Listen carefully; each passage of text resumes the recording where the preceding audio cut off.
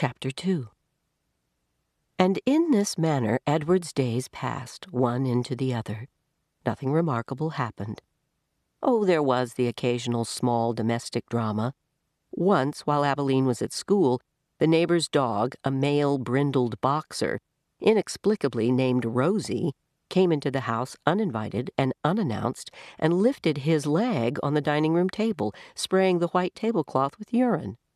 He then trotted over and sniffed Edward, and before Edward even had time to consider the implications of being sniffed by a dog, he was in Rosie's mouth, and Rosie was shaking him back and forth vigorously, growling and drooling.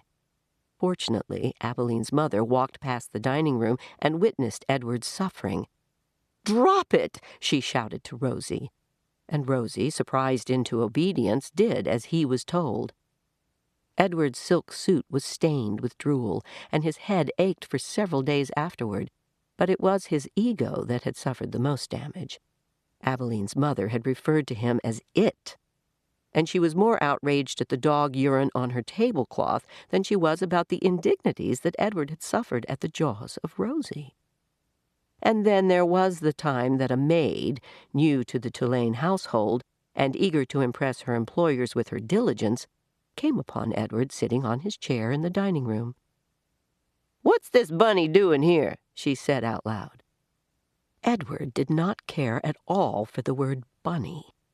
He found it derogatory in the extreme.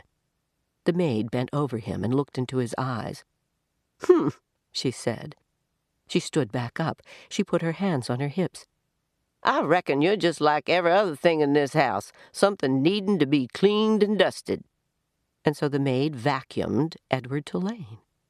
She sucked each of his long ears up the vacuum cleaner hose. She pawed at his clothes and beat his tail. She dusted his face with brutality and efficiency, and in her zeal to clean him, she vacuumed Edward's gold pocket watch right off his lap.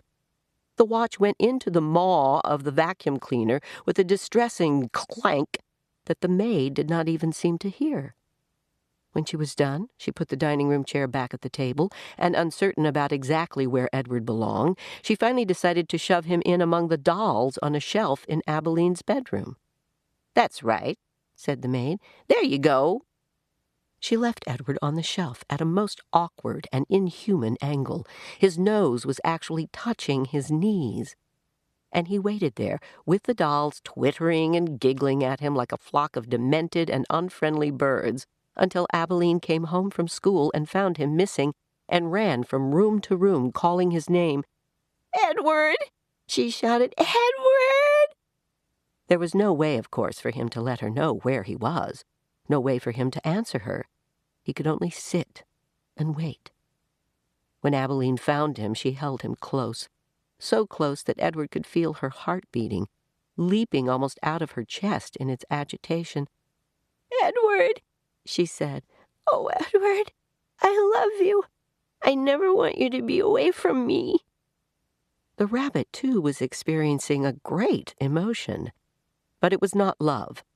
It was annoyance that he had been so mightily inconvenienced, that he had been handled by the maid as cavalierly as an inanimate object, a serving bowl, say, or a teapot.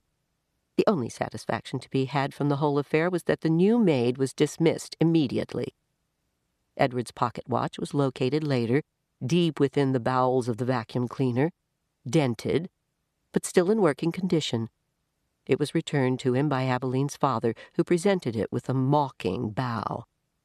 "Sir Edward," he said, "your timepiece, I believe."